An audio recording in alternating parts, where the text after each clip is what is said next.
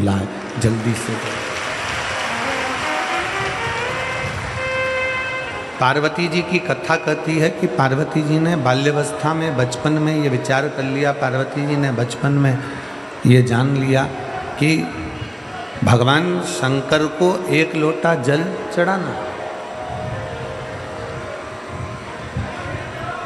आप ये ना सोचें कि केवल आप शंकर भगवान को जल चढ़ा रहे हैं। आप ये ना विचार करें कि केवल आप भगवान शिव की भक्ति कर रहे हैं। आप ये विचार ना करें कि केवल आप शंकर को प्राप्त करना चाहते हैं, ना। शिव महापुराण की कथा कहती है माता पार्वती जी ने भी शंकर को एक लोटा जल चढ़ाया, माता सती ने भी भगवान शंकर को एक लोटा जल चढ़ाया, भगवान श्री गणेश जी महाराज ने भी भगवान शंकर को जल चढ़ाया, श्री हनुमान जी महाराज ने भी भगवान शंकर को जल चढ़ाया, स्वयं भगवान नारायण ने भी राम अवतार रखकर शिव को जल चढ़ाया, भगवान कृष्ण अवतार लेकर भी शंकर को जल चढ़ाते हैं। शिव महापुराण की कथा कहती है जब नारायण ने भगवान शंकर को जल चढ़ाया, ब्रह्मा जी ने भगवान शंकर को जल चढ़ाया, इंद्र ने भगवान शंकर को जल चढ़ाया, 33 कोटि देवताओं ने भगवान शंकर को जल चढ़ाया। जब सबने जल चढ़ाकर अपनी मन की कामना पूरी कर ली, अपनी मनवांछित फल प्राप्त कर लिया, तो फिर मनुष्य क्यों भटके? वो भी शंकर को जल चढ़ाए और अपनी मनोकामना पूर्ण कर ले। क्यों भटके? किस लिए भटके? और मैंने तेरे ही भरोसे बाबा, तेरे ही भरोसे हवा बिच उड़ती जावांगी, बाबा डोर हटो छड़ना मैं कटी जावांगी, भोले मैं तेरी पतंग, शंभो मैं तेरी पतंग, हवा बिच उड़ती जावांगी, बाबा डोर हटो छड़ना मैं कटी जावांगी, बाबा मैं तेरी पतंग, शंभो मैं तेरी पतंग। शिव महापुराण की कथा कहती है माता पार्वती जी शंकर जी की आराधना कर रही है,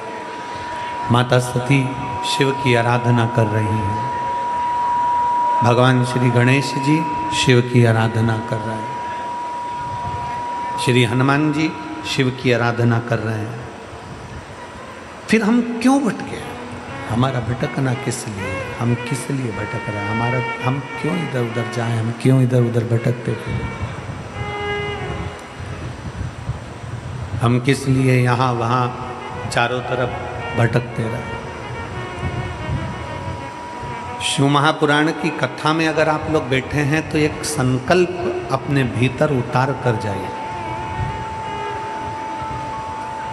शिव महापुराण की कथा में अगर आप लोग बैठे हैं तो एक संकल्प अपने अंदर उतार कर जाओ कि मैं कहीं प्रपंच में, ढोंग में, दिखावे में, भ्रम में नहीं पड़ूंगा। अगर मेरी जिंदगी में दुख आया, तकलीफ आई, कष्ट आया, तो मैं शंकर के चरणों में जाकर पड़ूंगी, पर ढोंग प्रपंच में नहीं पड़ूंगी।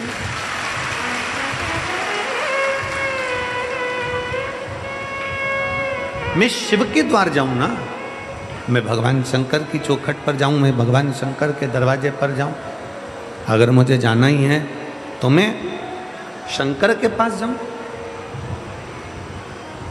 लंका के राजा रावण को भी जीतने के लिए मेरे भगवान नारायण राम का रूप रख कर जाते हैं, तो राम जी को भी समझ में आता है, भगवान राम जी की भी चित्त वृत्ति में रहता है। राम जी ने भी विचार कर लिया कि शंकर की आराधना के बिना रावण को भी नहीं जीत सकते। शिव की आराधना के बिना रावण को जीतना भी बड़ा कठिन है। इसलिए भगवान शंकर की आराधना लंका जाते समय भी राम जी करते हैं और वहां से आते समय भी राम जी करते हैं। जाते समय भी शिव की आराधना हो रही है, आते समय भी शिव की आराधना हो रही है। श्री शिवाय नमस्तुभ्यम में भगवान शंकर और पार्वती जी को प्रणाम करता हूँ, नमन करता हूँ।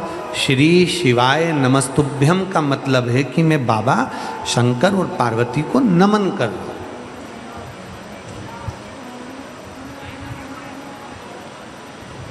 एक पत्र है,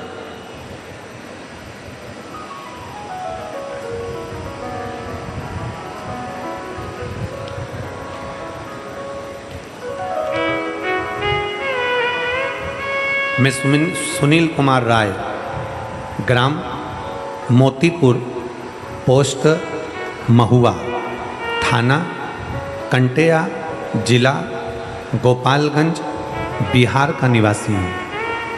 कहीं बैठे हों तो हाथ हिला सकते हैं। अगर कहीं बैठे हों तो हाथ हिला सकते हैं, एक बेलपत्र लेने के लिए आ सकते हैं। दिख रहा है कैमरे में? ठीक है, एलईडी के पीछे आ जाइए, एक बेलपत्र ले जाइए, आ जाइए। मैं सुनील कुमार राय, ग्राम मोतीपुर, पोस्ट महुआ, थाना कंटेया, जिला गोपालगंज, बिहार का निवासी हूँ। मैं नोएडा में नौकरी करता हूँ। 30/5/2024 को 30 तारीख 5वां महीना, अभी 10वां चल रहा है, 5वें महीना 2024 में ड्यूटी पर था।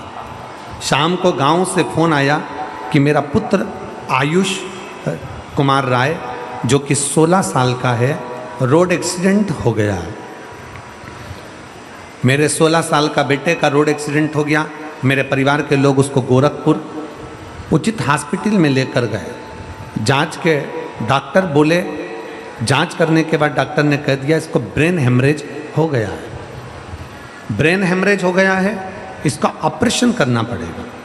पर डॉक्टर ने ऑपरेशन करने से पहले हमको बता दिया कि ये कोमा में चले जाएगा, या तो इसको कुछ याद नहीं रहेगा, ये उठ पाएगा कि नहीं उठ पाएगा, इसकी कोई गारंटी नहीं है।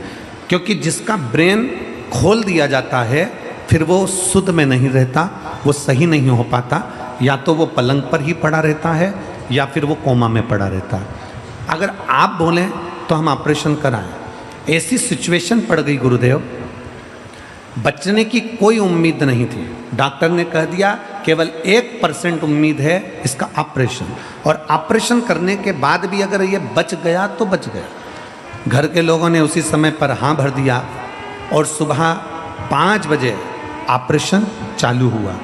सुबह 5 बजे जब ऑपरेशन होना चालू हुआ, ऑपरेशन होने के बाद वो कोमा में चले गया, उसका होश चले गया, उसकी सांसें रुकने लगी। वापिस फ़ोन आया, मैं रास्ते में जा रहा था और फ़ोन आया कि अब ये शरीर काम का नहीं है। मेरे साथ में मेरा एक दोस्त ड्यूटी करता है जिसका नाम अरुण ओझा है।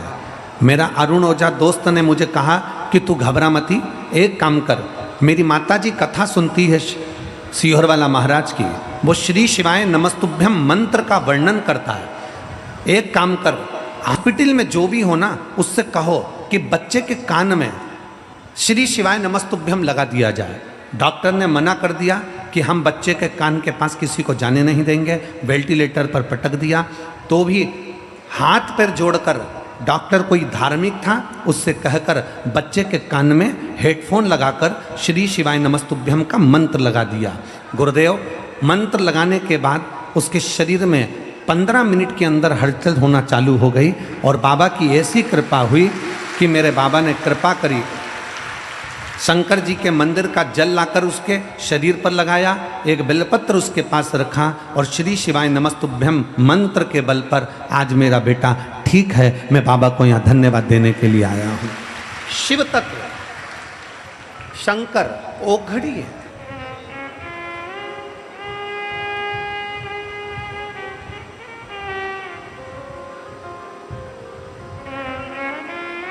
हमने तो आपको कई बार कथाओं में भी कहा, शायद आप लोगों ने लिखा भी होगा, हमने तो कथा के माध्यम से भी आपको वर्णन किया कि अपने घर के दरवाजे पर श्री शिवाय नमस्तुभ्यम लिख दो। क्यों? सामने वाला अगर कोई व्यक्ति आ रहा है, शिव महापुराण की विद्येश्वर संहिता कहती है कि श्री शिवाय नमस्तुभ्यम बोलने वाले के केवल मुख का दर्शन कर लो तो हजारों अश्वमेध यज्ञ का फल प्राप्त हो जाता है और हमारे पुण्य प्रबल हो जाते हैं। हमने क्यों कहा कि अपने घर के दरवाजे पर श्री शिवाय नमस्तुभ्यम लिखो? क्योंकि जो तुम्हारे दरवाजे पर आएगा, दरवाजा बजाने से पहले, दस्तक देने से पहले, बेल बजाने से पहले वो आपके दरवाजे पर श्री शिवाय नमस्तुभ्यम पड़ेगा। जब उसके मुख से श्री शिवाय नमस्तुभ्यम निकल जाएगा तो आप जब दरवाजा खोलेंगे तो उसके मुख का भी दर्शन करेंगे तो आपका जीवन सार्थक हो जाएगा।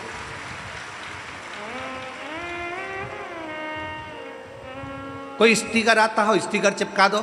स्टिकर नहीं मिले तो कोई कागज चिपका दो। कागज ना मिले तो अपने हाथ से लिखकर चिपका दो कि श्री शिवाय नमस्तुभ्यम। अगर हमारे दरवाजे पर कोई बुरी खबर भी आने वाली होगी, अगर हमारे दरवाजे पर कोई बेकार खबर लेकर भी आ रहा होगा, कोई बेकार बात लेकर भी आ रहा होगा और आकर हमारे दरवाजे पर श्री शिवाय नमस्तुभ्यम पढ़ लेगा, तो आप जब दरवाजा खोलकर उसके मुख का दर्शन करोगे तो वो बेकार खबर भी अच्छी होने का प्रयास करेगी।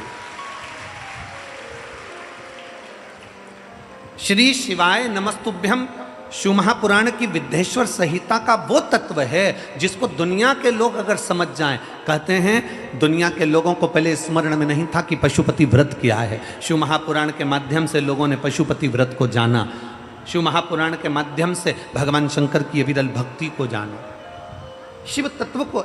एक श्री शिवाय नमस्तुभ्यम मंत्र की महत्वता क्या है, एक पत्र और देखिए। पत्र थोड़ा लंबा है, लगभग 4-5 पेज का है। हम इतना बड़ा तो उसको पढ़ेंगे नहीं, हम पढ़ चुके हैं तो उसको थोड़े माध्यम में आपको समझाने का प्रयास करेंगे। मेरा नाम आशा है, मेरे पति का नाम अनंत लाल सोनी है। मोबाइल नंबर मेरा ये है। एलईडी पर आप लोग आस्था चैनल पर और जो बड़ी बड़ी एलईडियाँ लगी हैं इस पर इस पत्र को देख सकते हैं। मेरा नाम आशा है, मेरे पति का नाम अनंत लाल सोनी है। मेरा मोबाइल नंबर, ये 2 मोबाइल नंबर उन्होंने लिखे। फरीदाबाद में रहने वाली हूँ, SGM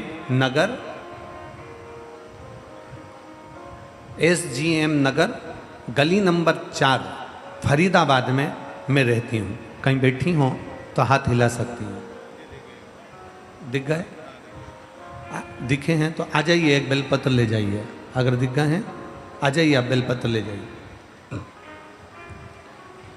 मेरा नाम आशा है, मेरे पति का नाम अनंत लाल सोनी है। मोबाइल नंबर ये है, फरीदाबाद में रहने वाली, SGM नगर गली नंबर 4। गुरुजी मेरा बेटा जो कि 18 वर्ष के लगभग का है, 6 सीढ़ी नीचे गिर गया। 6 सीढ़ी नीचे गिरते ही वो बेहोश हो गया। बेहोश होकर हम उसको अस्पताल लेकर गए। डॉक्टर जब हॉस्पिटल लेकर गए तो डॉक्टर बोला आपके बेटे में अब कुछ नहीं है। पत्र में आप लोग टीवी पर पत्र चल रहा है, एलईडी पर पत्र चल रहा है, उसको पढ़िएगा कि उन्होंने पत्र में क्या लिखा है। हम बेटा बेहोश हो गया, अस्पताल लेकर गए तो डॉक्टर बोला आपके बेटे में अब कुछ नहीं है, सांसें भी नहीं हैं। डॉक्टर ने जवाब दे दिया और मैं रो रही थी। मुझे मथुरा की, रोते हुए मथुरा की 2 औरतें, 2 लेडीज मिली। वो बोली बेटा तुम मंदिर जाओ और जल चढ़ाओ शिव को, श्री शिवाय नमस्तुभ्यम का जाप करो। मैं बोली आंटी जी मुझे श्री शिवाय नमस्तुभ्यम का जाप बोलना नहीं आता। फिर मैंने बोला मैं अपने देवर को लाती हूँ और आप उन्हें बताओ। गुरुजी फिर हम घर आए और देवर से बुलाकर उसको श्री शिवाय नमस्तुभ्यम का वर्णन उन 2 औरतों ने बता दिया। कैसे जल चढ़ाना है वो बताया। मंदिर में जाना, लोटा भर के जल चढ़ाना, पानी लाकर इस बच्चे पर छींटना और श्री शिवाय नमस्तुभ्यम का जाप उसके कानों में करना।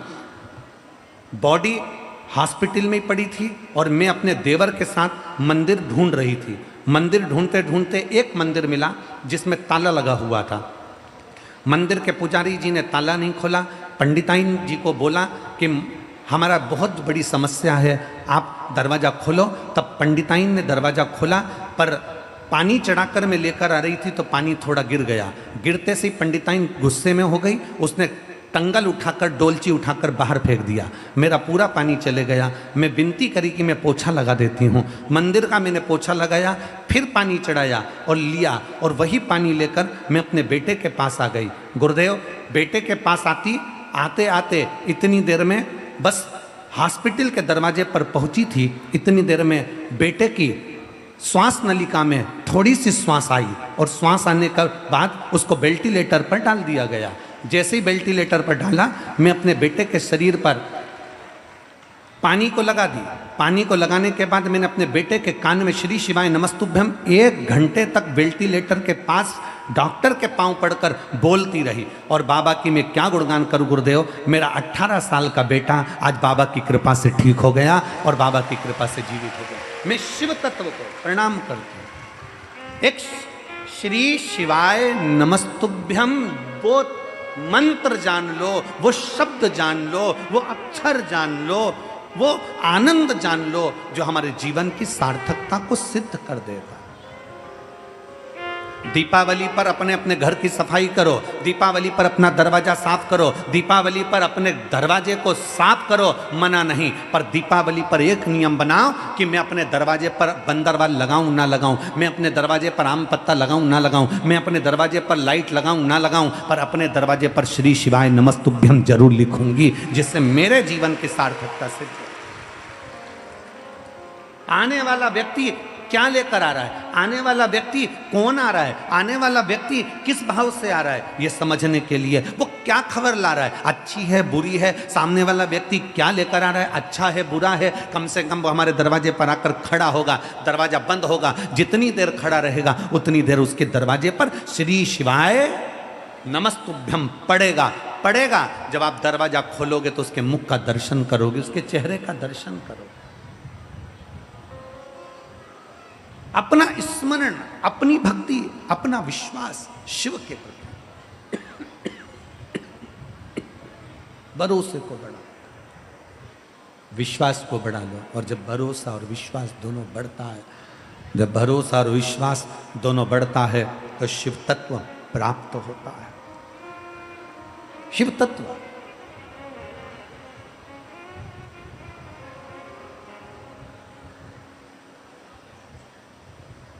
रावण पापी था, रावण दुराचारी था, रावण अधर्मी था। कल हमने कथा में कहा था, पर रावण गद्दार नहीं था। कल कथा में कहा था।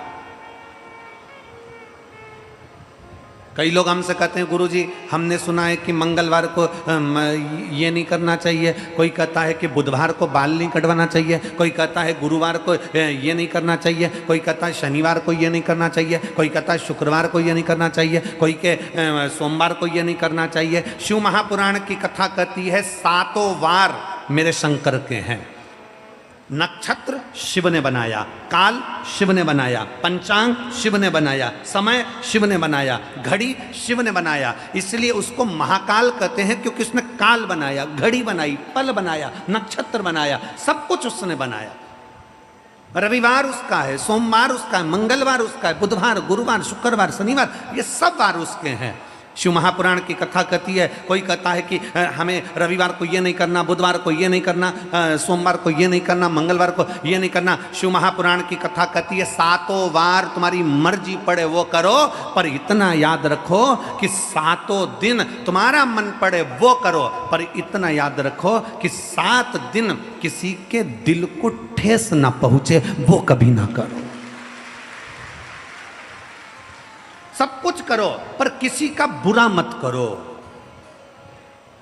तुम्हारा मन पड़े जो करो 7 दिन, पर किसी का बुरा मत करिए। क्यों? क्योंकि मान लो तुम साथ में एक दिन बाल नहीं कटाओगे तो क्या बहुत बड़े तपस्वी कहला जाओगे? मान लो एक दिन तुमने भोजन नहीं करा तो क्या तपसाधना कहला जाएगी? नहीं। शिव महापुराण की कथा कहती है, कोई कहता है मैं प्याज नहीं खाता, कोई कहता है मैं लहसुन नहीं खाता, कोई कहता है मैं ये नहीं खाता, कोई कहता है मैं वो नहीं खाता। निवेदन है, तुम कुछ खा रहे हो ना खा रहे हो उससे मतलब नहीं है, बस इतना याद रखो कि किसी का दिल मत दुखाओ और किसी का हराम का धन मत खा जाओ, बस इतना याद है।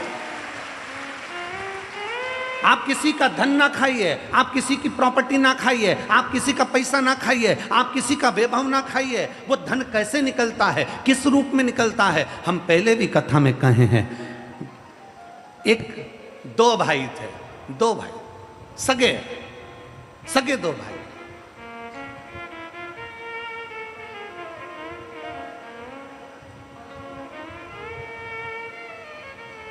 एक भाई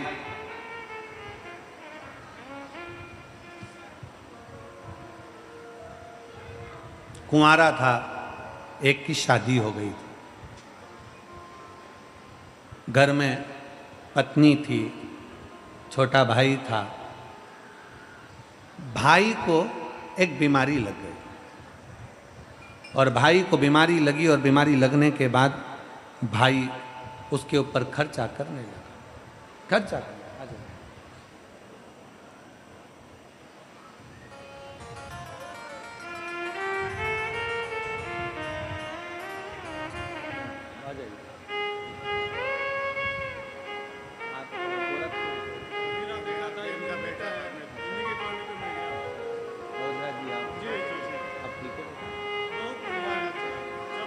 आप ही हैं, ये ओझा जी हैं जिन्होंने इनसे कहा था कि अपने 16 साल का बेटा जिसका ब्रेन खोल दिया गया और कोमा में चले गया, उसके पास में 1 घंटे तक लगातार उसके कानों में श्री शिवाय नमस्तुभ्यम बोलते रहे और आज बेटा ठीक हो गया है। ये बेटा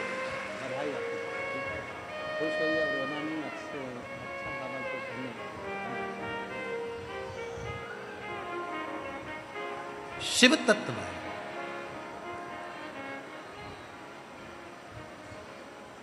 ओघड़ी है शिव भक्ति कर रही है। दो भाई,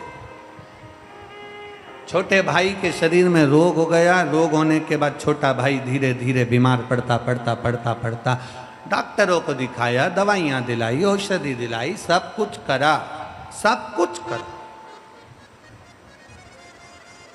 आखिरी में छोटा भाई ठीक नहीं हुआ। पैसे पे पैसा लग रहा था, धन पर धन लग रहा था।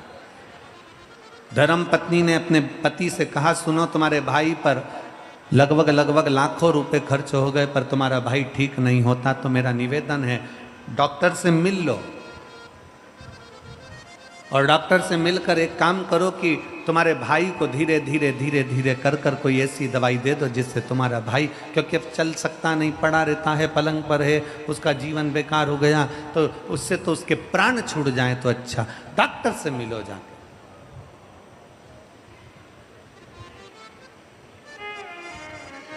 रो मत बेटा, आ जाओ, रो नहीं। देखो बाबा के पास आए हो ना तो रोना नहीं चाहिए, बाबा के पास रोते नहीं।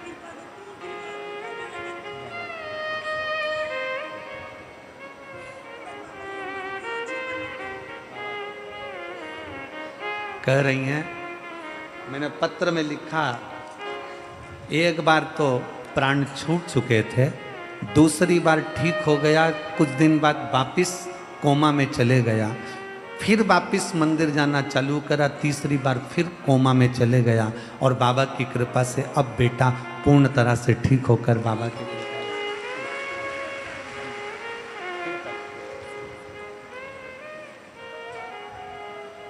एक शिव भक्त।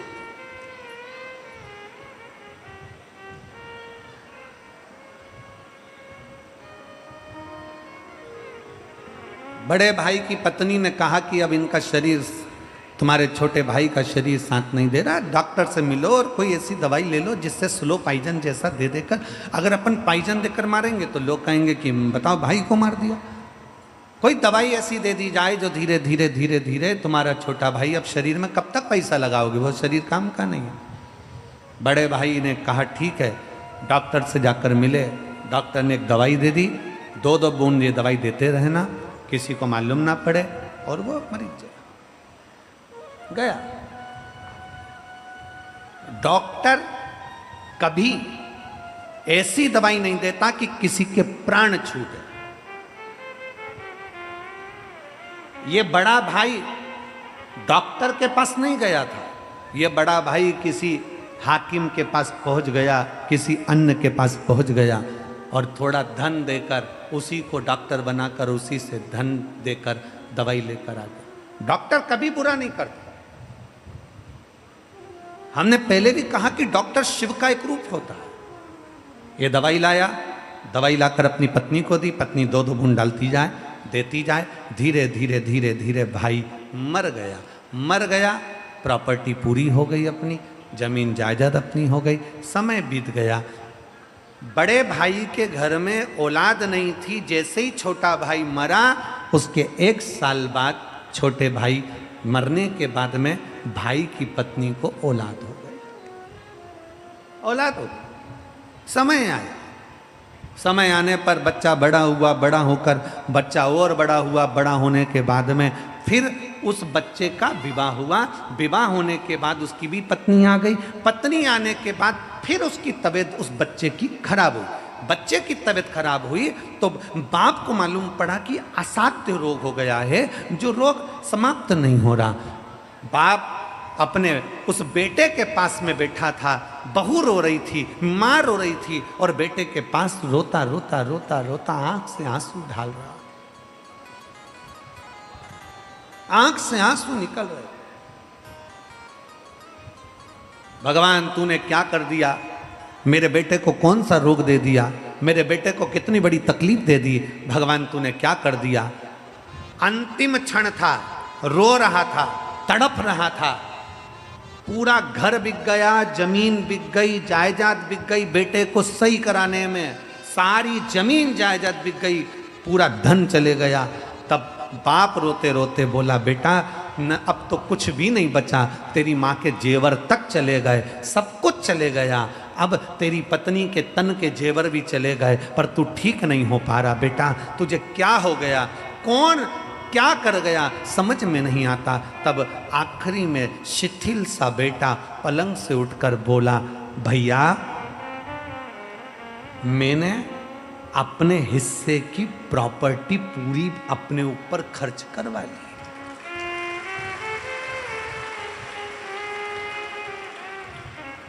मैं तेरा भाई, जन्म लिया तेरे ही घर में, तुझसे ही खर्च करवा कर जा रहा हूं।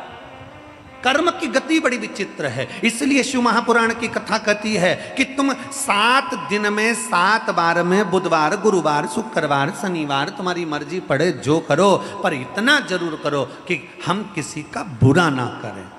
मालूम पड़े कि तुम लोगों का बुरा करते रहो और फिर विचार करो कि बुधवार को मैं ये नहीं करूँगा, गुरुवार को मैं ये नहीं करूँगा, शनिवार को मैं ये नहीं करूँगा, आज मेरा शनिवार, आज मेरा गुरुवार। महाराज शिव महापुराण की कथा कहती है 7 वार मेरे शंकर के हैं, सारे दिन शंकर के हैं, हर घड़ी शंकर की है, हर पल शंकर का है, हर क्षण शंकर का है। बस निवेदन इतना है कि 7 वार में तुम्हारी मर्जी पड़े जो करो, पर इतना याद रखो कि किसी का बुरा मत करो, किसी के लिए अपशब्द मत कहो, किसी के लिए ताने मत दो, किसी को गाली मत। कर्म की गति का भोग हमें भोगना है।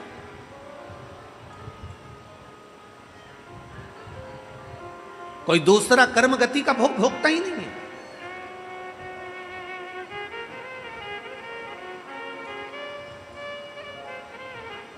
क्यों आते हैं इतने शिव भक्त?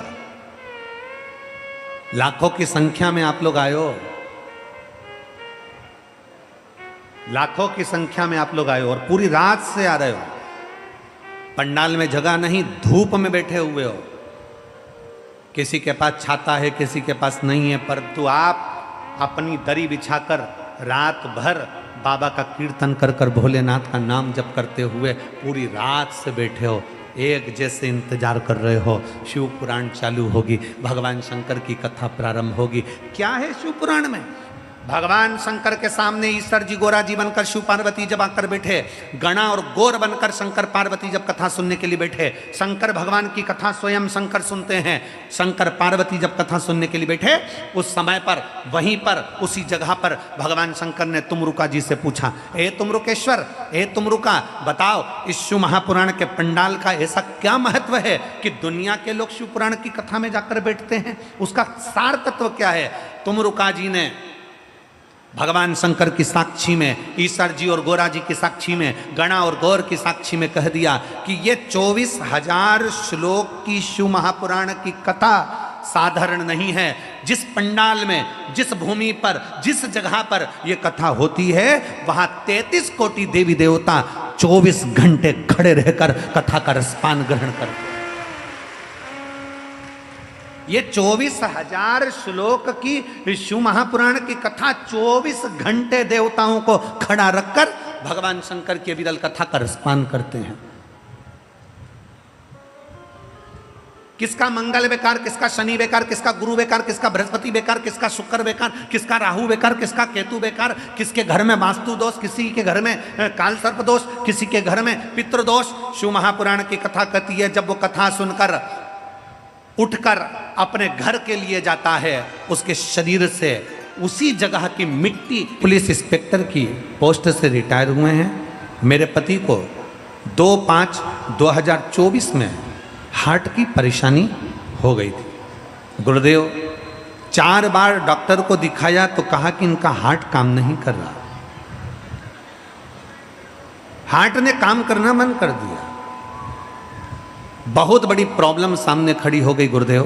पति को परेशान देखकर हम पूरा घर परेशान हो जाता। अब करे तो करे क्या? गुरुदेव, किसी काम करने वाली महिला ने कहा कि जीजी टीवी खोलो, टीवी में सीहोर वाला महाराज कथा कर रहा होगा, आप अंकल से कहो वो कथा सुनेंगे। टीवी खोली, उस समय आपकी कथा 1 बजे से 4 बजे तक आ रही थी। वो कथा का रसपान करना प्रारंभ करा। मेरे पति को विश्वास नहीं हुआ कि शिव महापुराण की कथा सुनने से क्या रोग का निदान हो सकता है। तब टीवी पर कथा सुनना प्रारंभ करा। उसी दिन मेरे पति ने कथा सुनते से कहा कि तू जा और जाकर 1 लोटा जल ये सीहोर वाले महाराज के कहने पर चढ़ाना प्रारंभ कर। मैं जाती, शंकर के मंदिर से जल लाती, अपने पति को गिलास में भरकर वो जल पीने के लिए थोड़ा सा दे देती। रोज अपने पति को जल देना प्रारंभ करा और डॉक्टर ने तो बहुत डरा दिया था गुरुदेव।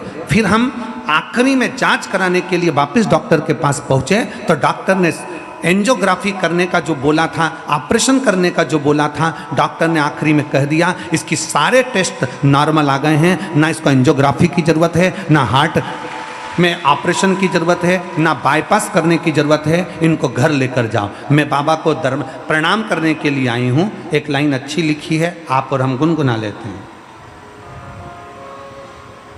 अपनी किस्मत का ताला हो, अपनी किस्मत का ताला तुम खोलते चलो। श्री शिवाय नमस्तुभ्यं बोलते चलो। श्री शिवाय नमस्तुभ्यं बोलते चलो। भगवान से अपने मन की बात भाव के साथ जब हम प्रार्थना कर कर जाते हैं, शिव क्यों ना संभाल ले। शंकर क्यों ना करुणा कर दे। किसी के यहाँ पर 4 साल बाद औलाद हो रही है, किसी के यहाँ 10 साल बाद औलाद हो रही है, किसी के यहाँ 15 साल बाद हो रही है, किसी के यहाँ 14 साल बाद हो रही। इतने पत्रों का ढेर लगा पड़ा हुआ है कि हम इतने पत्र पढ़ भी नहीं पाए। इतने पत्र हम पढ़े भी नहीं। किसी के यहाँ 4 साल, किसी के यहाँ 8 साल, किसी के यहाँ 10 साल, किसी के यहाँ 15 साल, किसी के यहाँ 20 साल बाद संतान का सुख प्राप्त होता है। किसके बल पर? कौन कौन देता? आपका विश्वास, आपका भरोसा, आपकी दृढ़ता। जो आप शंकर जी के मंदिर में जाकर पशुपति व्रत करते हो, जो शिव के मंदिर में जाकर सफेद आंकड़े की जड़ का प्रयोग करते हो, जो भगवान शंकर के मंदिर में जाकर झाड़ू पोछा कर देते हो, मंदिर में जाकर साफ सफाई कर देते हो, मंदिर में जाकर दीपदान कर देते हो, कहीं ना कहीं तुम्हारा विश्वास शिव के प्रति बढ़ा, तो मेरे ओघड़दानी ने, मेरे शंकर ने तुम्हें देने में कमी नहीं रखी और तुम्हारी झोली खुशियों से भर दी।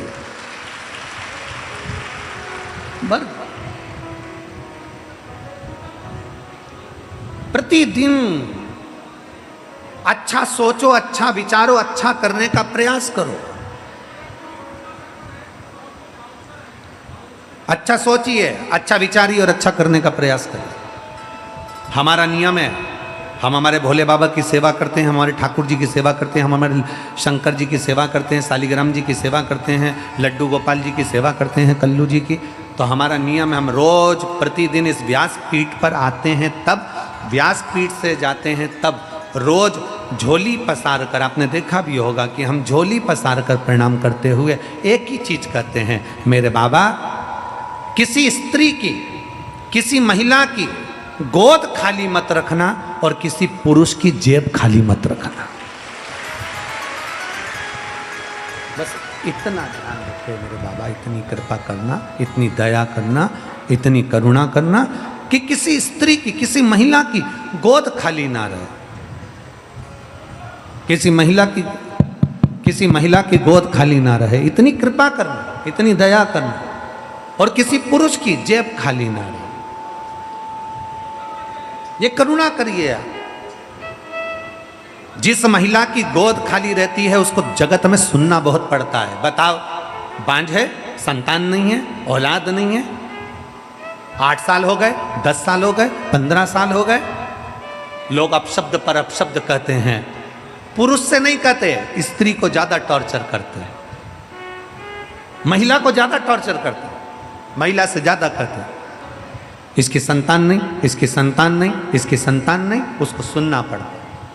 और जिस महिला की गोद खाली है उसको जगत के ताने सुनना पड़ता है, और जिस पुरुष की जेब खाली है, जिसके पास धन नहीं होता ना, जिस पुरुष की जेब में पैसा नहीं होता ना, उसके घर में उसका इज्जत नहीं होता।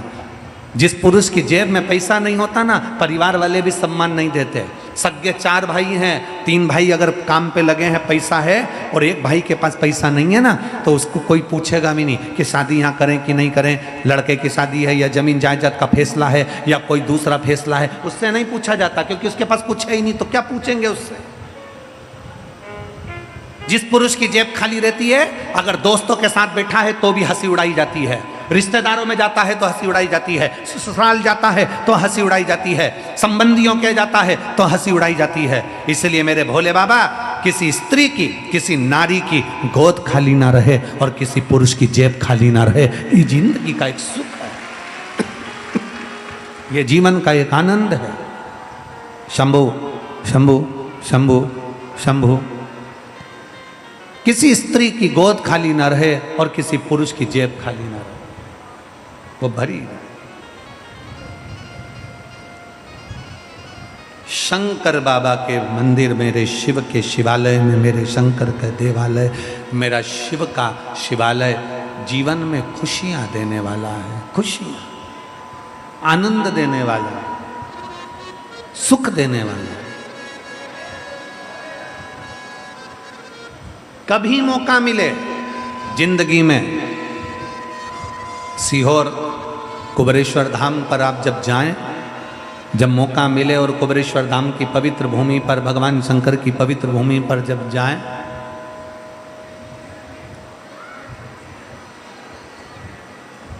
भगवान शिव की चौखट पर जब जाएं, साउंड वालों की भी आदत होती है, अच्छा साउंड चलता रहेगा तो उसमें उंगली कर देते हैं कि गड़बड़ कर दूंगा।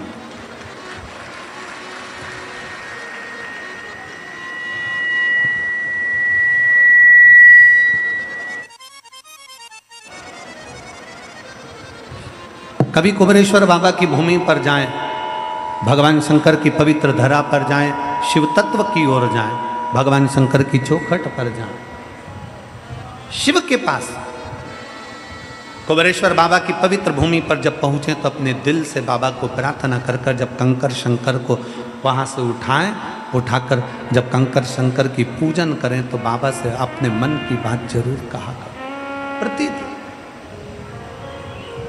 विनय जरूर करा, निवेदन जरूर करा।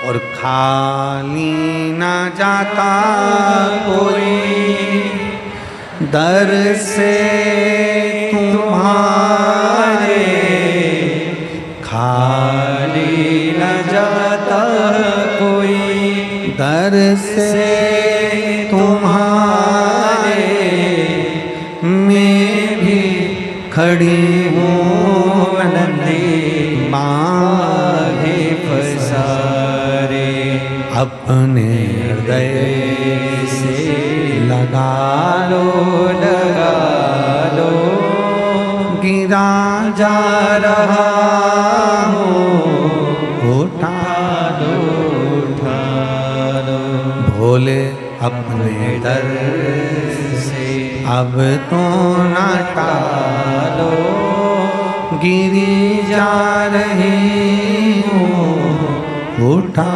लो। बाबा से अपने मन की बात भाव के साथ जब हम शिव से कहें, शिव उसको स्वीकार करो। शंकर उसको स्वीकार करो।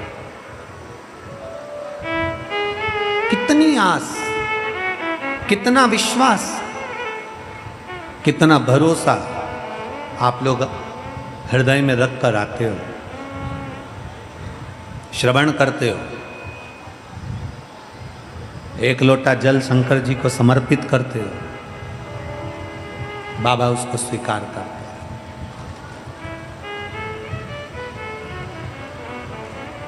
कल किसी एक बहन ने एक पत्र में लिखा,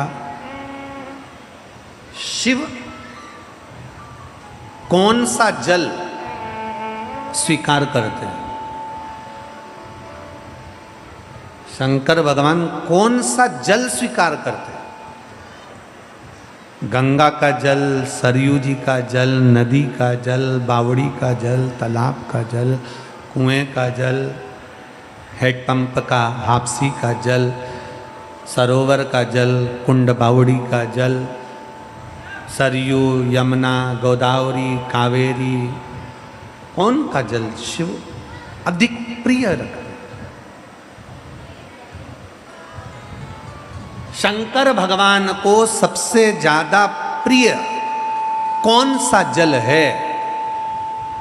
गंगा का, सरयू का, कावेरी का, गोदावरी का, नर्मदा का, कुएं का, बावड़ी का, तालाब का, मानसरोवर का, पुष्कर का, कुरुक्षेत्र का, कहाँ कहाँ कौन सा जल शंकर को प्रिय है? शिव महापुराण की कथा कहती है शंकर को भाव का जल अति प्रिय है। शिव को भाव का जल चाहिए।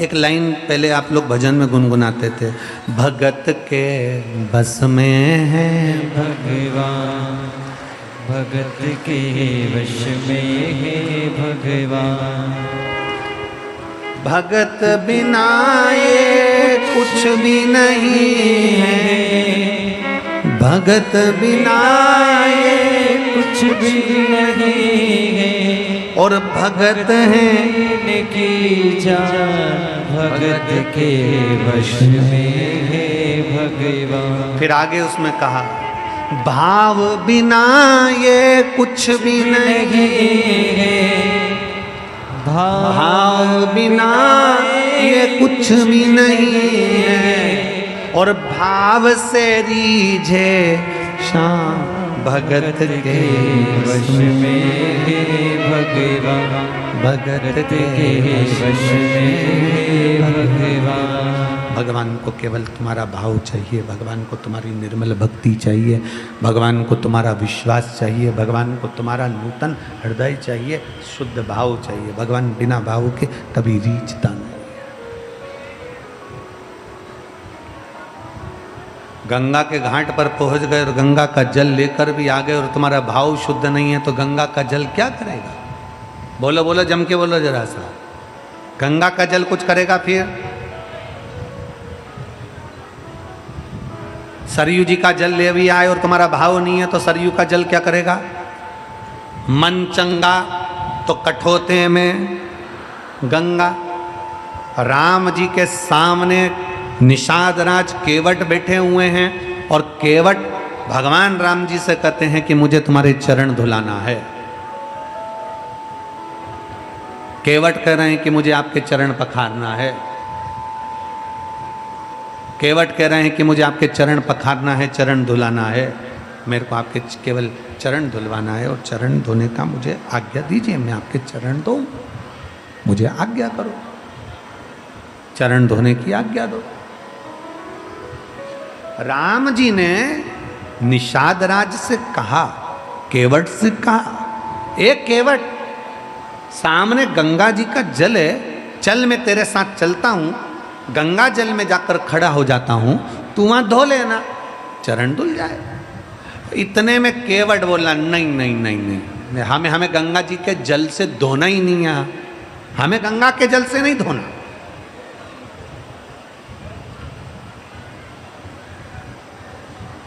हमें गंगा के जल से तुम्हारे चरण धोना ही नहीं है। तो भगवान राम जी ने पूछा कौन से जल से धोएगा? जो शिव महापुराण की कथा कर रही थी वही मेरे राम जी ने केवट से कहा है। बहुत ध्यान लगाकर सुनना। हमने कई बार कथाओं में कहा मंदिर का जल लेकर मंदिर में मत चढ़ाओ। बोला कि नहीं बोला? जम के बोलो जरा।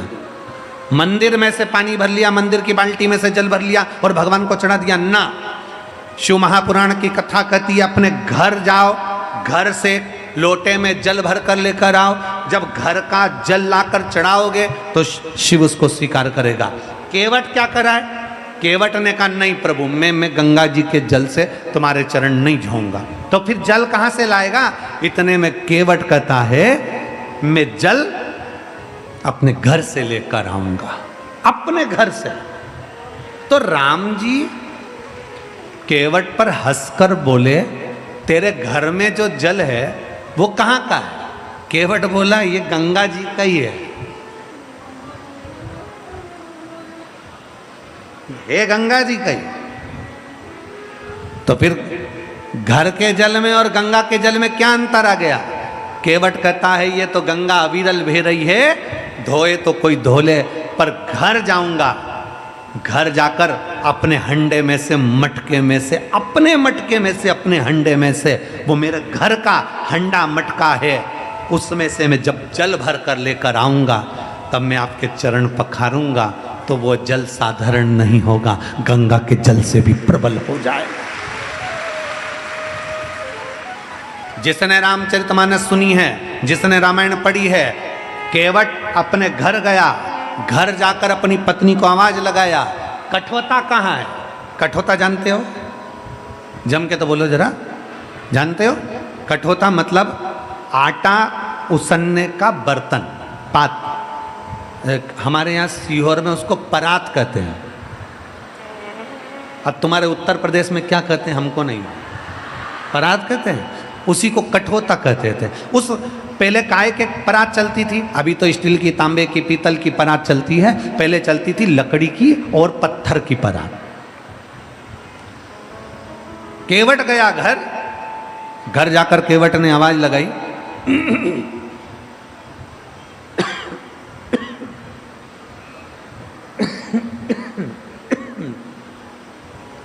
घर जाकर केवट ने आवाज लगाई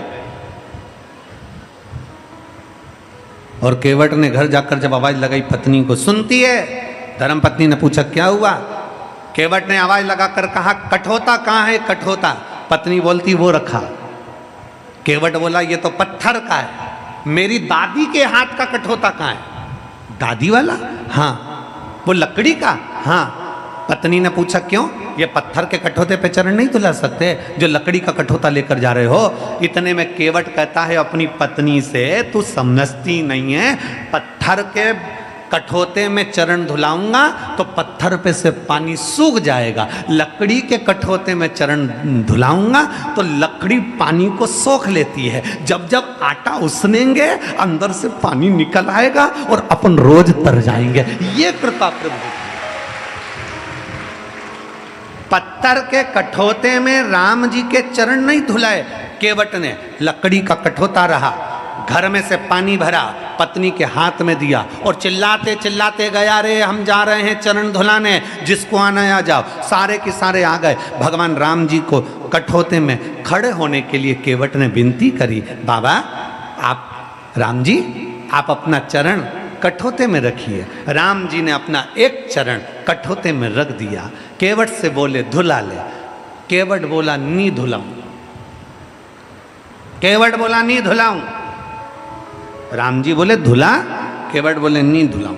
क्यों?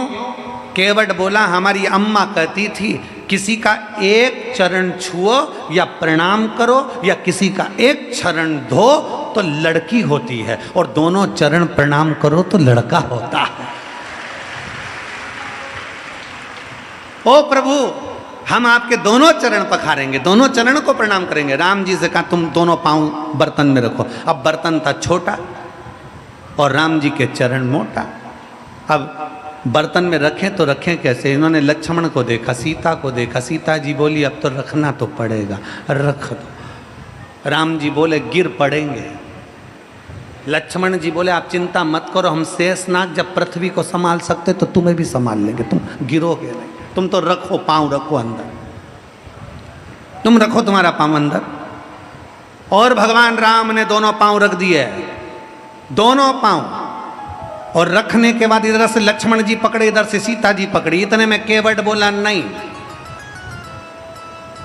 टच नहीं चलेगा, हम कीपैड वाले हैं, टच स्क्रीन से काम ही नहीं होगा, आप तो इनको छोड़ो। राम जी अकेले खड़े और केवट ने अपनी पत्नी को घर से जो जल भर कर लाया था, घर के जल का महत्व क्या है ये रामचरितमानस भी कहती है। केवट जो घर से जल लाया था वो अपनी पत्नी को दे दिया और पत्नी से कहा तू जल चढ़ा, मैं हाथ से मलता हूँ। और पत्नी ने जल चढ़ाना प्रारंभ करा और केवट हाथ से मले तो राम जी का बर्तन केवट मलते मलते हिला दे। जैसे हिलाए तो राम जी के गिराएगा। केवट बोले नहीं गिरोगे, मेरे को पकड़ लो।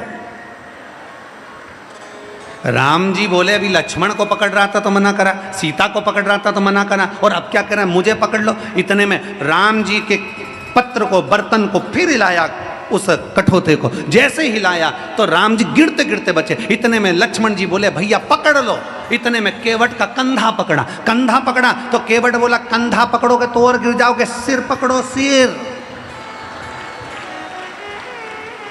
अब राम जी ने एक हाथ से केवट का सिर पकड़ा।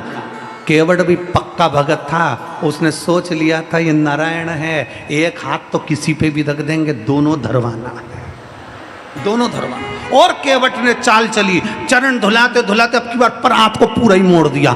जो कठोते को मोड़ा इतने में राम जी ने दोनों हाथ सिर पर रख दिए। केवट के सिर पर हाथ थे, देवता पुष्पों की वृष्टि कर दी है। अरे धन्य है रे धन्य है। इतने में पत्नी ने पूछा ये दोनों हाथ तुम्हारे सिर पर कैसे आ गए? केवट ने कहा अगर गंगा जी के जल से धुलाता तो एक ही हाथ आता, घर से जल भर कर लाया इसलिए दोनों हाथ सिर पर आए। ये दोनों हाथ सिर पर।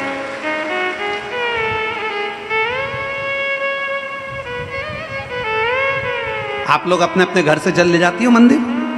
जम के बोलो जरा, मंदिर का जल तो नहीं लेती हो?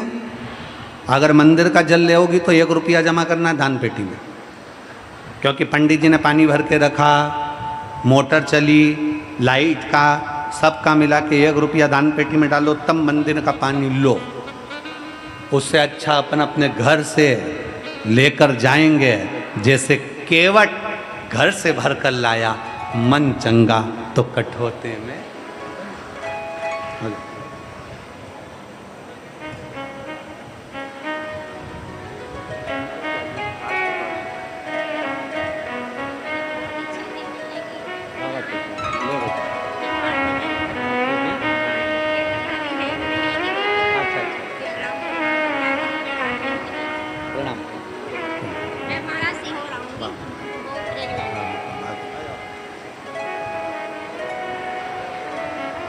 शिव तत्व हो, शंकर करुणा सागर।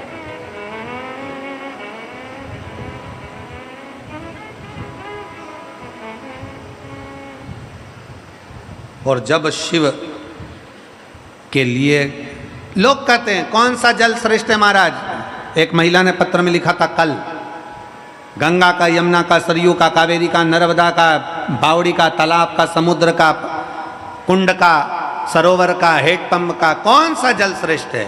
कौन सा जल श्रेष्ठ है? जम के बोलो जरा। भाव का जल, जो तुम हृदय से चढ़ा दो, तुम्हारे दिल से। जिस दिन तुम्हारा मन प्रसन्न होकर तुम भाव से अपने घर का जल भरकर जब बाबा के यहाँ चले जाओ, बाबा उस जल को स्वीकार कर लेता है और जैसे ही तुम चढ़ाते हो जल, वैसे ही बदल देता है वो तुम्हारा कल। ये शिव की रीत है, ये शिव की रीत।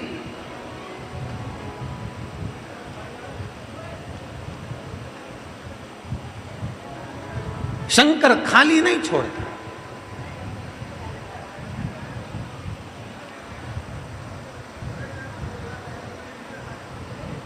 हम जिसको समय दे रहे हैं वो हमको भी समय देता। हम जिसका भजन कर रहे हैं वो हमें भजन के लायक बना देता। आप दिल से उसको समर्पित तो हो।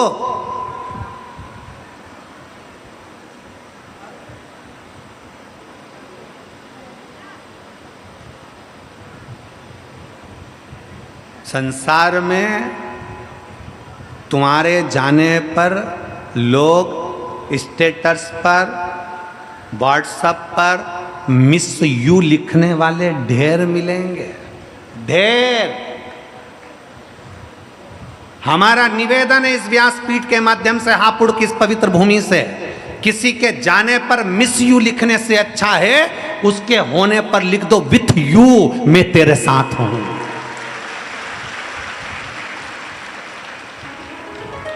जब चले गया तो लिखा मिस यू। अब तुम्हें जब वो है, पृथ्वी पर है, जब संसार में है, तुम्हारे साथ में है, तुम्हारे पास में है, तो लिखो विथ यू मैं तेरे साथ हूं, हर पल, हर घड़ी, हर क्षण। और मेरा भोले बाबा मृत्यु लोक का देवता है। ब्रह्मा ब्रह्म लोक में रहते हैं, भगवान विष्णु बैकुंठ लोक में रहते हैं, इंद्र इंद्र लोक में रहते हैं, गरुण वरुण अपने अपने लोक में रहते हैं, पितर पितर लोक में रहते हैं, देवता अपने लोक में रहते हैं। मेरा शंकर भगवान इसी मृत्यु लोक में रहता है, इसी पृथ्वी पर रहता है। इसलिए वो मिस यू नहीं विथ यू है, वो तुम्हारे साथ में है। मेरा भोलेनाथ, मेरा शंकर, मेरा शंभू, मेरा त्रिकालदर्शी, मेरा कैलाशी अविनाशी, मेरा शिव तुम्हारे साथ कदम से कदम मिलाकर चल रहा होता, कदम से कदम।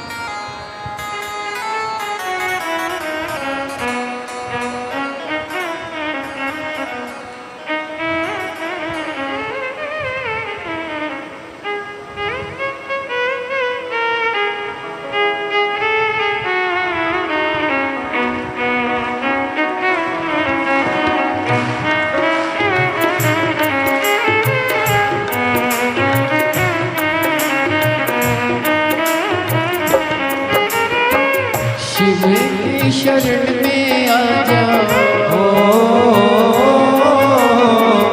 शिव की शरण में आ जा, बाबा की शरण में एक बार आजा, आजा भोले की शरण में एक बार आजा, आजा भोले की शरण में। शिव की शरण में आ जाओ, शिव की शरण में आ जा, भोले की शरण हो। एक बार आजा, आजा भोले की शरण में एक बार आजा, आजा शिव की शरण में।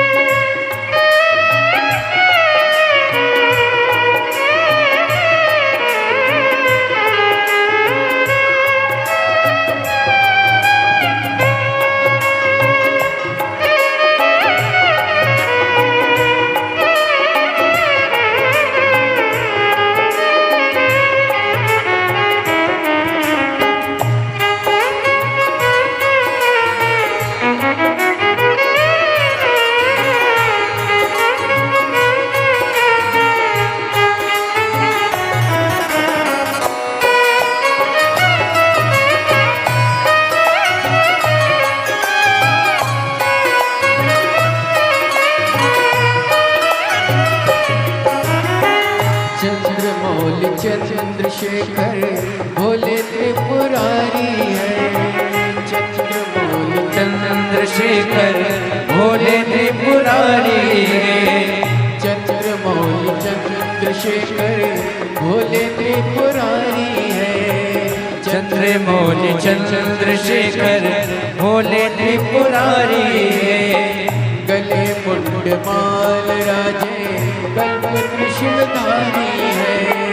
गले मुंड माल राजे कर में त्रिशूलधारी है।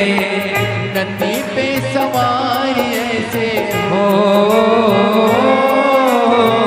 नंदी पे सवार ऐसे भोले की शरण में एक बार आजा आजा। भोले की शरण में एक बार आजा आजा। भोले की शरण में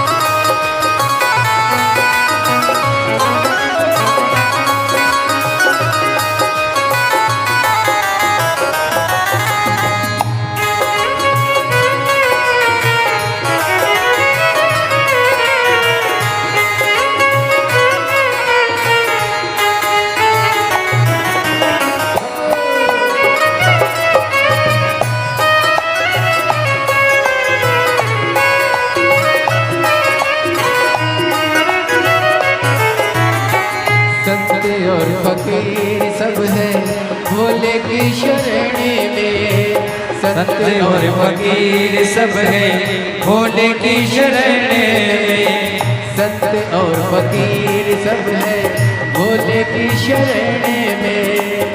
संत और फकीर सब है भोले की शरण में।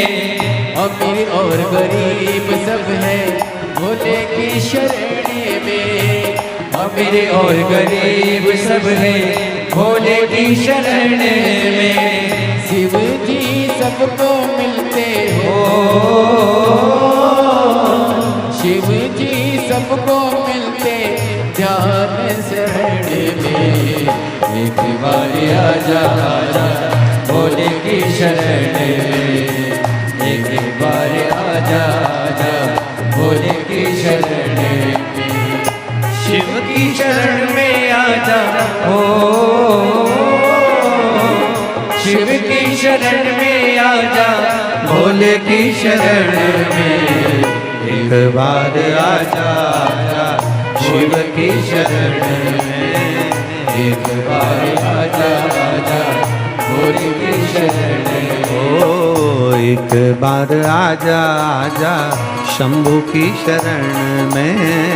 एक बार आजा आजा शंभू की शरण में। एक बार आजा आजा बाबा की शरण में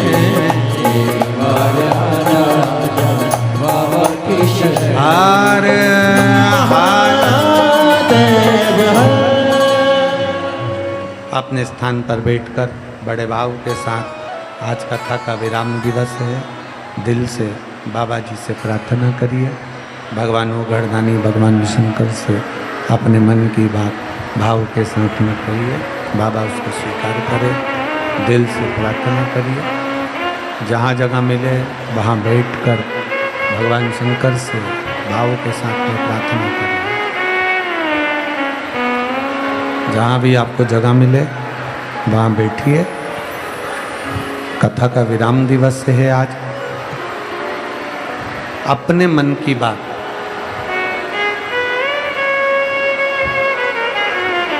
बाबा से दिल से कहिए, और कहने के साथ में ये भी कहिएगा कि बाबा ऐसी कृपा कर कि अगली कथा में मेरा भी पत्र व्यासपीठ पर जाए, ऐसी करुणा।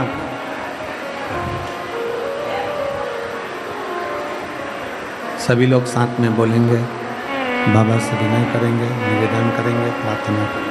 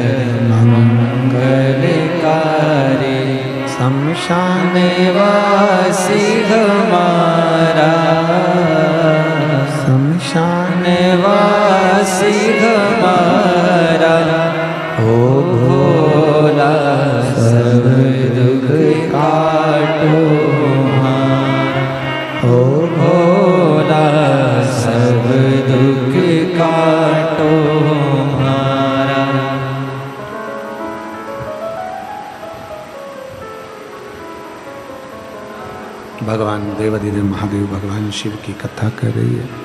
भगवान शंकर का चरित्र वर्णन कर रहा है। शिव महापुराण की कथा कहती है। भगवान शंकर का चरित्र कहता है, एक लोटा जल जब निषादराज लेकर आते हैं, केवट लेकर आते हैं, वो जल शिव जी को समर्पित कर, राम जी के चरणों में समर्पित करते हैं। उस एक लोटे जल का इतना महत्व हो जाता है क्योंकि वो घर से लाया गया।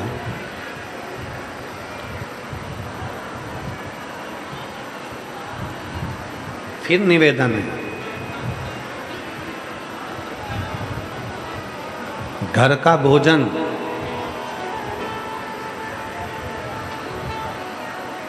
घर का भजन, ये दोनों साधारण नहीं है, ये दोनों साधारण नहीं है। घर का भोजन और घर का भजन दोनों साधारण।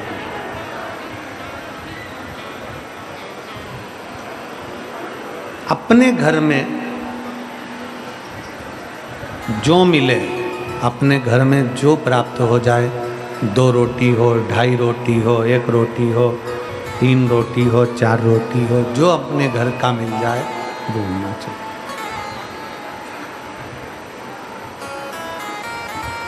और अपने घर का भजन, अपने घर के अंदर रहकर अपने घर में जितना भगवान की भक्ति कर सकते हो, अपने घर में रहकर जितना भगवान का भजन कर सकते हो उतना भजन।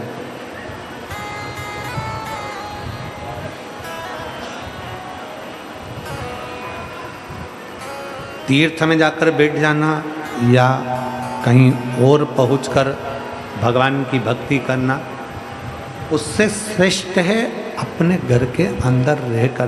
बेस ज़्यादा है या कुछ प्रॉब्लम हो रहा है? क्लियर आवाज़ ही नहीं आ रही है।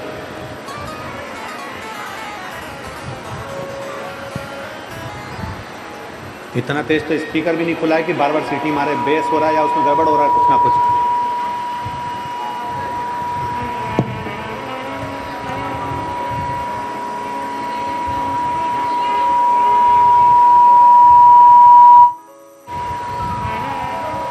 घर का भजन या घर का भजन और घर का भोजन, ये दोनों श्रेष्ठता,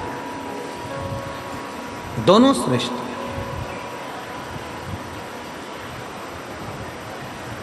भजन भी हमारे घर का और भोजन भी हमारे घर का।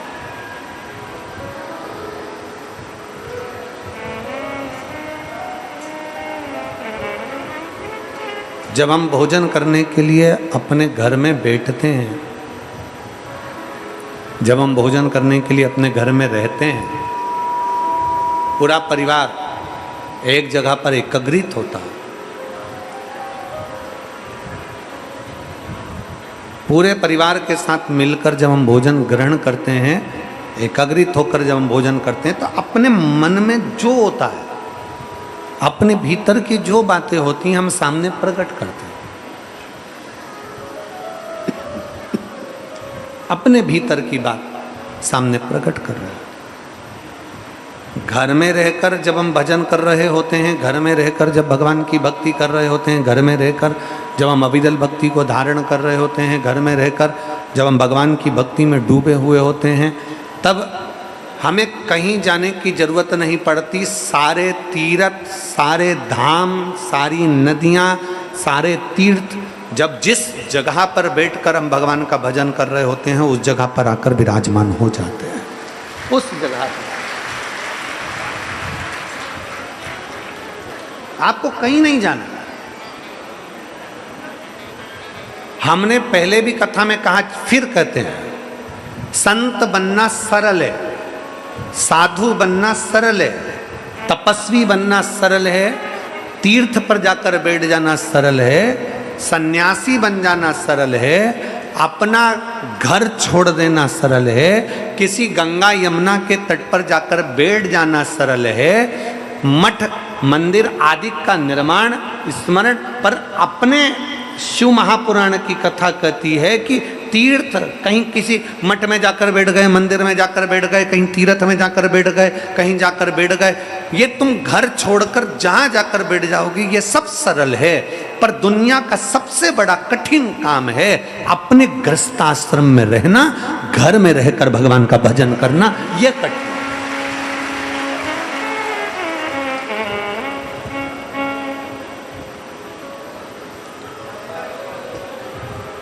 वो दुनिया का सबसे कठिन काम है।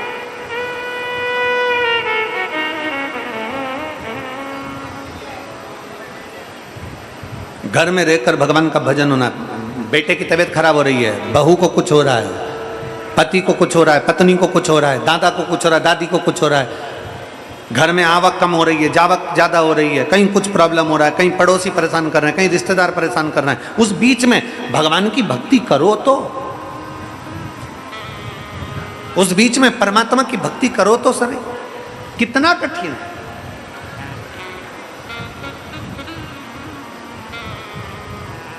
एक माता ने एक पत्र लिखा है,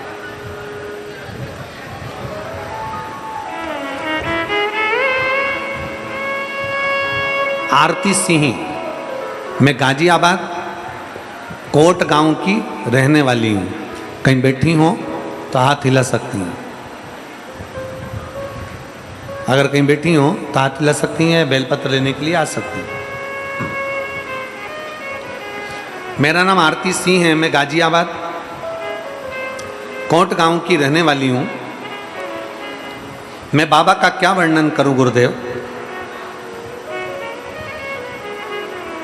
3 साल पहले बाबा की कृपा से कथा से जुड़ी हूं, संतान नहीं थी, 17 साल हो गए थे मेरे यहाँ औलाद नहीं थी, और 17 साल तक जब मेरे घर में औलाद नहीं हुई, आज से 2.5 वर्ष पहले मेरे बाबा ने ऐसी कृपा कर दी गुरुदेव, 17 साल तक जब संतान नहीं हुई, आपकी कथा 2.5 साल पहले टीवी पर श्रवण करी 3 साल पहले, और बाबा से जो मांगा मेरे बाबा ने दे दिया। 2.5 वर्ष हो गए, 17 साल पहले 17 वर्ष हो गए थे मेरी शादी को, संतान नहीं थी, और मेरे घर में बाबा की कृपा से एक बेटे ने जन्म लिया 17 साल बाद। बेटा मेरा 2.5 वर्ष का हो गया गुरुदेव। मैं एक बात और कहना चाहती हूँ गुरुदेव, आप कहते हो कि पंडाल में बैठकर कथा सुनो, मैं अपने 2.5 साल के बेटे को लेकर पंडाल में हापुड़ की इस भूमि पर आई, और गुरुदेव आप कहते हो कि पंडाल में बैठकर जो मांगा जाता है वो देता है। मैंने इस पंडाल में बैठकर बाबा से प्रार्थना करी, बाबा ने मुझे पुत्र तो 17 साल बाद दिया। एक हमारा 25 वर्ष का एक जमीन का केस चल रहा था, जो अदालत में निर्णय नहीं आ पा रहा था, हम बड़े परेशान हो गए थे 25 साल से। तब मैं हापुड़ की पहले दिन की कथा सुनी और बाबा से प्रार्थना कर कर, भूमि को नमन कर कर, रज को मस्तक चढ़ाकर, आप कहते हो कि मस्तक पर चंदन जैसी लगाकर चली गई। और बाबा को मैं क्या वर्णन करूं गुरुदेव, आज मैं 5वें दिन वापिस प्रणाम करने के लिए आई हूं कि 25 वर्ष का हमारा केस सुलझ गया और मेरा प्लाट मुझे वापिस मिल गया। मैं बाबा को यहाँ प्रणाम करने के लिए आई हूँ। एक लाइन अच्छी लिखी है, आप और हम गुनगुनाते हैं। तेरी कृपा बिना ना हिले एक भी अणु, लेते हैं श्वास तेरी कृपा से तनो तनो। बखान क्या करूं मैं रातों के ढेर का, चपटी भभूत में खजाना कुबेर का। हे गंगाधार मुक्ति द्वार ओंकार तू भोले ओंकार तू, आयो शरण तिहारी शंभु तार तार तू। बाबा की कृपा शिव तत्व भक्ति के रूप में विराजमान। शिव तत्व एक अविरल भक्ति, एक विश्वास, एक भरोसा दृढ़। कोई कहे कि शिव जी को केवल हम जल चढ़ा रहे हैं, ना ना ना, माता पार्वती जी की कथा कहती है, पार्वती जी शंकर जी को जल चढ़ाती हैं, माता सती शिव जी को जल चढ़ाती हैं, भगवान गणेश शंकर जी को जल चढ़ाते हैं, हनुमान जी शंकर जी को जल चढ़ाते हैं। ऐसा कौन है 33 कोटि देवता में ऐसा कोई देव नहीं जो भगवान शंकर को जल ना चढ़ाए, शिव की आराधना ना करे, शंकर की भक्ति ना ना, शिव आराधना में जो डूबा ना हो।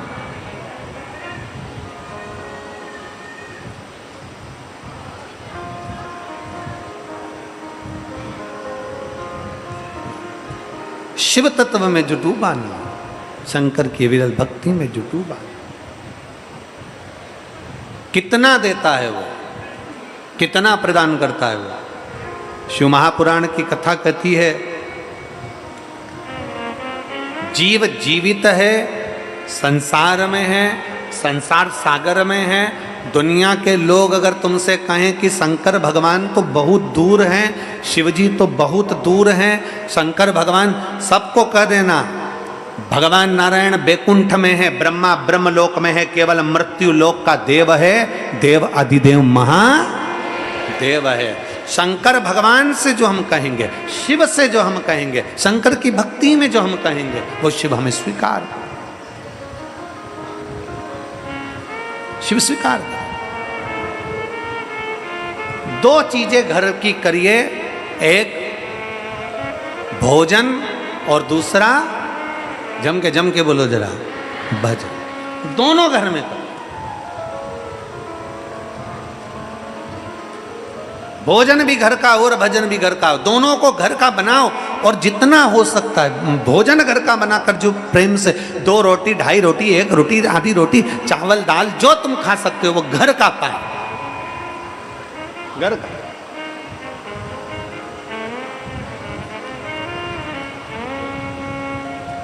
और भजन भी घर का हो। तुम्हारे घर में बैठकर जो भगवान की अविरल भक्ति को धारण कर सकते हो, घर में बैठकर जो भगवान की भजन को कर सकते हो, उसको उतना करिए, उतना करिए। हिरण्यकशिपु के भाई हिरण्याक्ष के पास में भगवान शंकर के नेत्र से नेत्र बंद करने पर एक अश्रु निकल गया था। वो अश्रु से एक बालक प्रकट हो गया था जिसका नाम अंधकासुर था, जिसको लोग अंधकासुर कहते हैं। एक बालक प्रकट हो गया था जो अंधकासुर था, अंधकासुर। पार्वती जी ने उसको गोदी में उठा लिया था। माता पार्वती जी ने जब गोदी में उसको लिया और पार्वती जी गोदी में लेकर शंकर जी के पास जाकर कहती हैं कि ये मेरा पुत्र है। शंकर जी मना करते हैं, पार्वती इस पुत्र को तू पुत्र मत मान, इसको तो समुद्र में फेंक दे। ये मेरे नेत्र बंद करने के बाद प्रकट हुआ है, तो इसको समुद्र में फेंक दे। ये मेरे नेत्र बंद करने के बाद प्रकटा। पार्वती जी कहती नहीं नहीं, इसको तो मैंने अपना मान लिया है, इसको तो मैंने अपना जान लिया, इसको तो मैं पुत्र भाव में देख लिया। शंकर भगवान कहते हैं पार्वती जी नेत्र बंद करने के बाद प्रकट हुआ है, ये श्रेष्ठ नहीं है। और शिव महापुराण की कथा भी यही कह रही है कि किसी के जाने के बाद मिस यू कहने से अच्छा है विथ यू कहिए, मैं आपके साथ हूं। कभी कभी एकांत में बैठकर भगवान शंकर के पास में, कभी एकांत में बैठकर शिवालय में एकांतेश्वर महादेव, एकांतेश्वर महादेव मतलब कोई एकांत में पेड़ के नीचे, ओटले पर, खेत में, खलियान में, कहीं पर भी शंकर जी का ओट लाओ, उस पर शिवलिंग बैठाओ। वहाँ पर एकांत में गाड़ी से जा रहे हो, 4 व्हीलर से जा रहे हो, 2 व्हीलर से जा रहे हो, और एकदम कोई शंकर का शिवलिंग तुम्हें एकांत में दिख जाए, खाली एकदम, तो वहीं पर 5 मिनट बैठो और बैठते से बाबा को अपने दिल की बात कहो, ए शंभु, ए त्रिकालदर्शी, ए कैलाशी, ए अविनाशी, मैं तेरा हूं।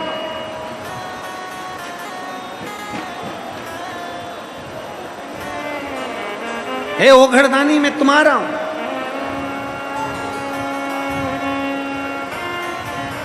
कभी कभी महाकाल राजा को, भगवान शंकर को त्रिकालदर्शी, कैलाशी, अविनाशी भगवान शिव को कह दिया करो।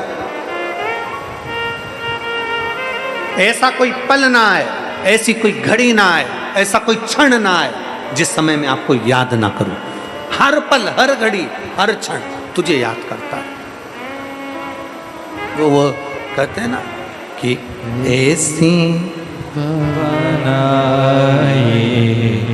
आए ना ऐसी शाम, ऐसी सुबह नाए, नाए ऐसी शाम, जिस दिन जुबा पे मेरे, जिस दिन जुबा पे मेरे आए न शिव का नाम, ऐसी सुभाना आए ना ऐसी शाम, ऐसी सुभाना आए ना ऐसी शाम। हर पल हर घड़ी हर क्षण शिव मेरे मुख में। एक पत्र है,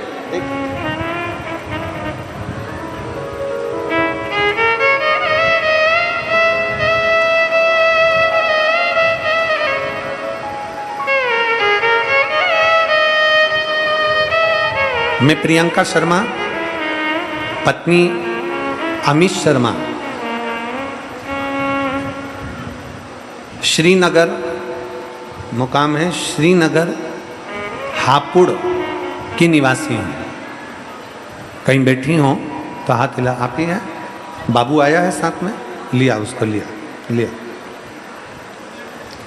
मैं प्रियंका शर्मा, पत्नी अमित शर्मा, श्रीनगर हापुड़ की निवासी हूँ गुरुजी। मेरी शादी को 10 साल हो गए थे। जहाँ जाती थी शादी के बाद 2-3 साल निकलने के बाद में लोग टोकने लगे थे, संतान का सुख नहीं है, संतान नहीं। हमने डॉक्टर को दिखाना प्रारंभ करा।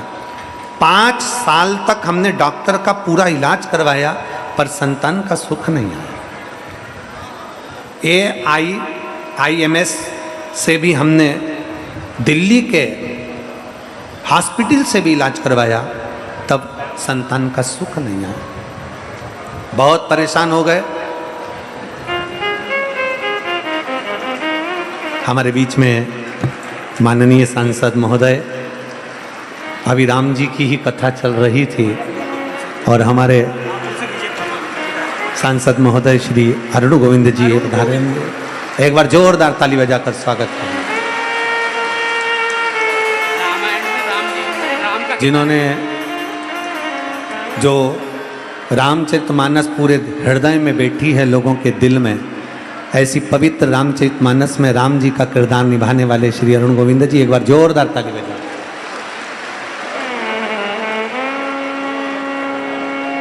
कैसे हैं?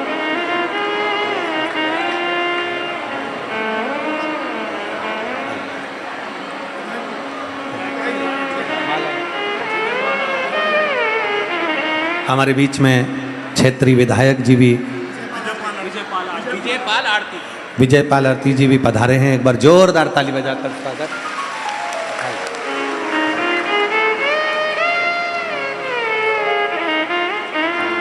एक बार जोरदार ताली बजाकर माननीय सांसद जी का, माननीय विधायक जी का जोरदार ताली बजाकर स्वागत, वंदन, अभिनंदन, जो इस पवित्र शिव महापुराण की कथा में पधारे। मैं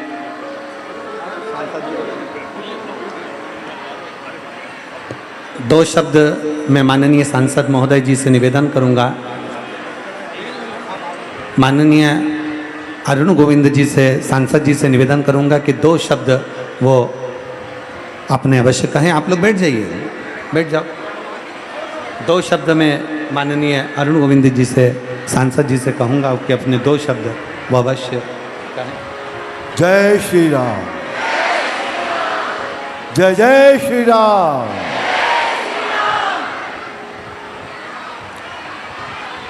महाराज जी के चरणों में मेरा सादर नमन। मेरा बहुत सौभाग्य है कि आज आपके चरण स्पर्श करने का मुझे अवसर मिला, आपका आशीर्वाद पाने का सौभाग्य प्राप्त हुआ।